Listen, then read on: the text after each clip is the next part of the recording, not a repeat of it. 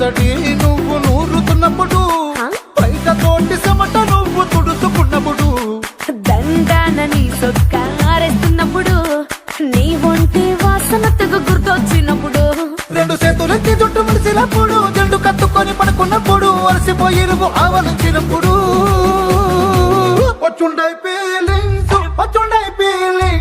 వచ్చి వచ్చి చంపేస్తున్నా.